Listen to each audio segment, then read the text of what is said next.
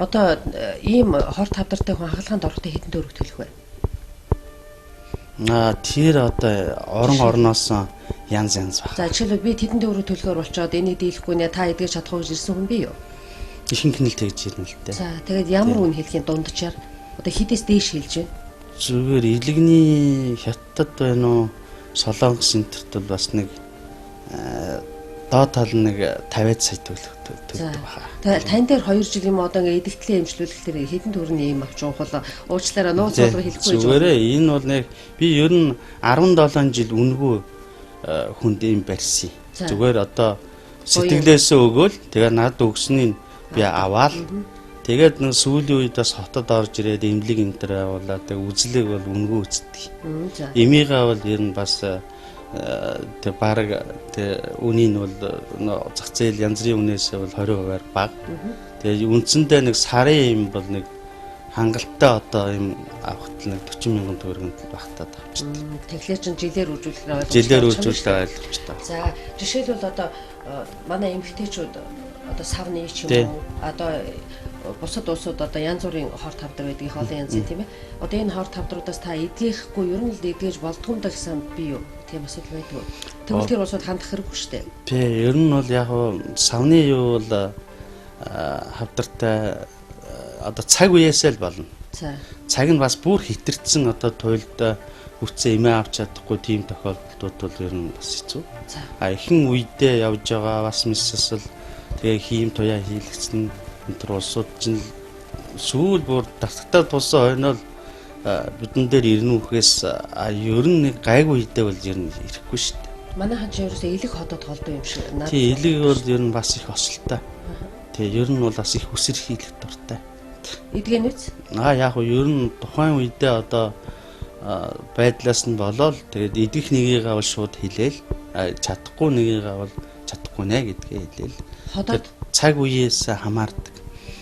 Ходоод ч муу ялгаагүй одоо энэ хавдрууд бол ер нь их олон янзын хэлбэр байдаг. Үсэр хийлтэй одоо дэгдэмхэ тийм хавдар байна. Зарим нь бол ингээд тогтчин тэр өвчний хүний өөрийнх нь тэр зан араншин ахуй байдал тэрнээс бас их хамаарна. Энэ бол одоо энэ хорт хавдруудаас эмчлэгдэхгүй гэсэн юм бол байхгүй юм шүү дээ. Хүн өөрөө сэтгэлээрээ сайхан байгаад арга замын та нар зааж өгөөд ингээд тан хүртэх юм байна. Тэгээ яг заны авгаан балдан гэдэг одоо манай багш нарын баримталж ирсэн нэг онол бол нөхцөл шалтгаан бүрэлдэж бий болж өвчин өөрөө болдог бол тэр нөхцөл шалтгааныг арилгаад өгөх юм бол тэр одоо өөдгөхгүй өвчин байхгүй.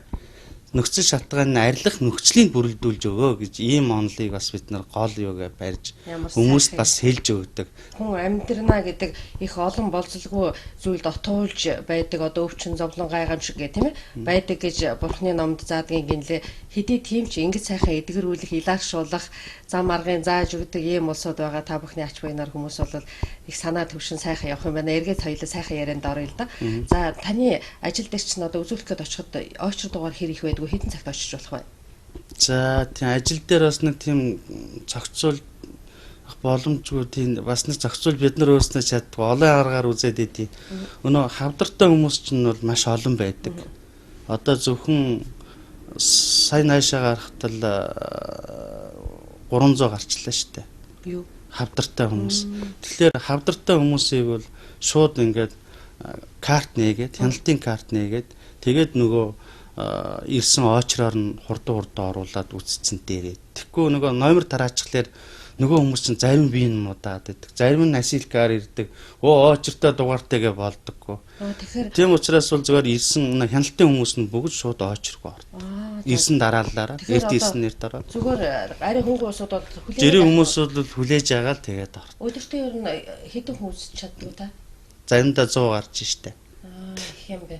Би гол нөгөө одоо үзүүлэх гээд очих хүн хэр хүлээх бол ямар их ачаалтай байдаг вэ? Ер нь ачаал ихтэй. Ер нь нэлээд хүлээн. Одоо хавдартай улсуудын дараа нь орно гэсэн үг. Тий. Бие организмын хэвийн эсийн оронд гаж эсүүд үүсхийг хавдар гэнэ. Эдгээр нь хэвийн эсийн өсөлт хөгжилтөнд шаардлагатай цусан хангамж, тэжээлийн бодисыг булаацалдаж эхэлснээр дархлааны тогтолцоо алдагдан аажмаар үхэлт хүргэдэг ажээ.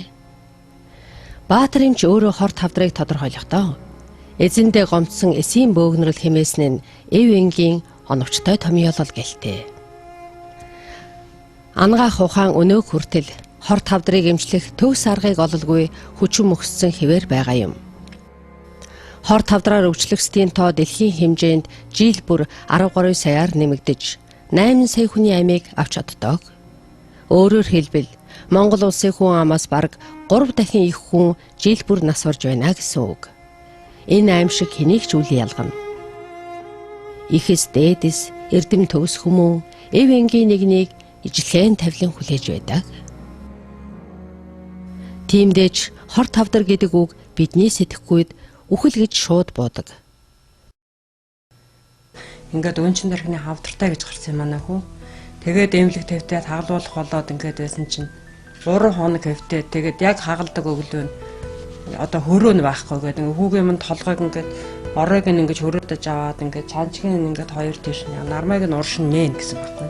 Тэгэхээр би сүулдэ айсан ерөөсөө та хоёр одоо хагалгаанд орохгүй бол ямар ч имчилгээ байхгүй гэж ингэсэн. Тэгээд та хоёрт одоо жил 6 сарын нас байна өөр нас байхгүй гэсэн. Одоо тэр үед л би бол айгүй хэцүү хүнд хүлээж авч байсан л да. Бид нар 12 цагт би хүүгээ 3 дугаар эмнэлгээс гаргаж аваад л шууд 2 цагийн суудлаар би Дорногов явсан. Тэгээд л энэ хүнтэй уулзаад хүүгээ тэнд эмчлээ 20 хэд хоног явсан бид тэр одын эмнэлэгт. Тэгээд айгүй сайхан болоод л тэгээд тэрнээс хойш холбоотой явсаар хагаад одоо бол бид хоёр нэг 7 жил энэ хүний буян заяагаар амьд хүүгээ харж яваа би. 82 настай Ичин Хорлоогүй 2 жилийн өмнө элэгний хор тавдрын улмаас биеийн муудаж хэвтрийн байсан хүн. Би ингээд эвтэрцээс миний гээд устай гээд их том байсан элэг энэ төр том л гэж хэлсэн да. Тэгээ энэ Баатар эмчтэй ирээд л гэдгсэн. 2 сар гарыг болоод өвдөө тэгээд өөрөө босоод. Тэр ихэнх эмчч гэсэн тэгсэлдээ та одоо сайхан болж штэ. Эмээ битгий тастаа л гэж. Ингээд би эмчид эмнэлэгт одоо үзүүлж хавдар судлалын эмнэлэгт очиж 2 дугаар эмнэлэгт очиж эхот харуулад ингээд харуулахдаа миний элгийг бол 5.3 хэмжээтэй гадна талын бүсэд элэгний бүстэй дотор талаас бол некроз үүссэн гэж одоо элэгний хавдар үүсч эхэлж байгаа гэж юм онц тавьсан. Тэгээд томографийнхаа шинжилгээг аваад босод шинжилгээнүүдээ аваад ингээд Баатар эмчтэр ирсэн. Тэгээ Баатар эмчтэр ирэхэд Баатар эмч маань үзээд надыг үзчихэд за та эдгэрнэ гэсэн 2 үгийг надад хэлсэн. За энэ 2 үг л надад бол маш их одоо урам зориг өгсөө. Би одоо ингээд бол айхтар хүнд хүчрээ болж ангижлээ би айжсэн. Одоо батлаа би 2 жил гарan энэ тангаавал тасрахгүй уугаад одоо ийм сайхан болоод байж байна.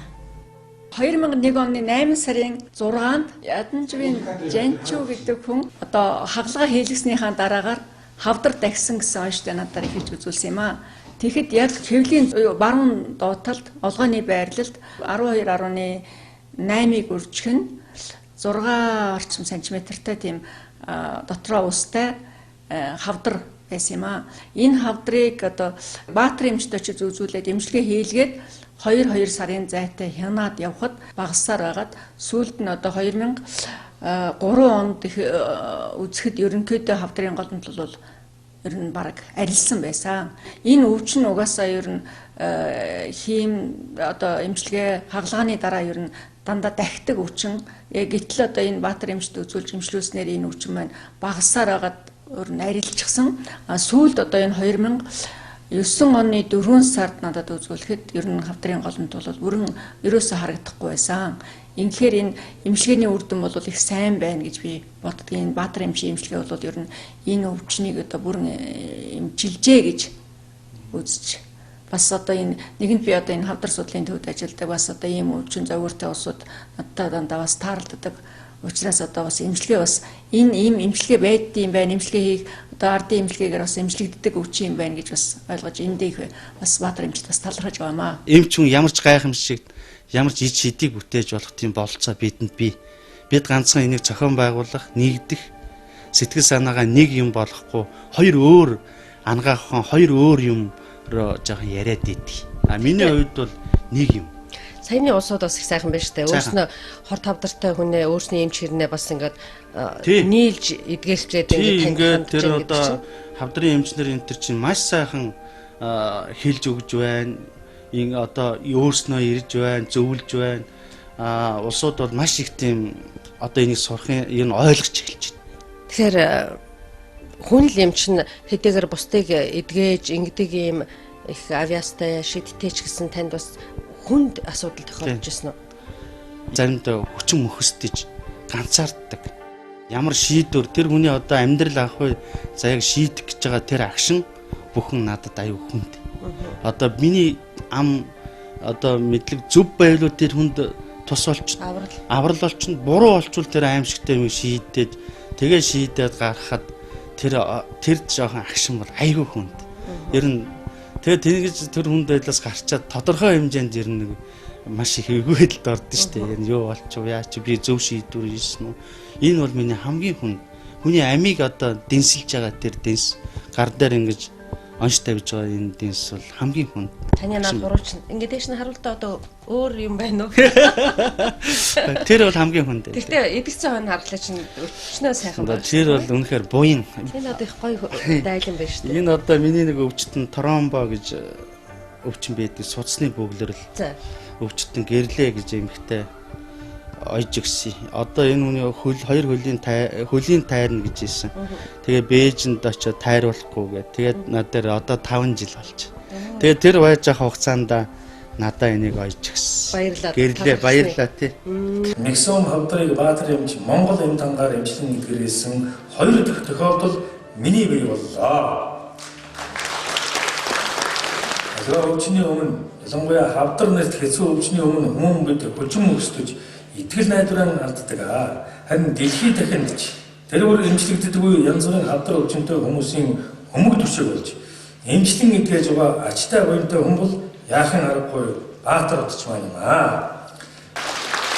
Таавны бүний хүн гэсэн болсон жожирын эрдэнэ гэж энэ одоо эмчлүүлж идэрсэн өнөөдөр ач уян санаж Баатар эмчлээд одоо ч адвинд хийхэд илгээсэн байна.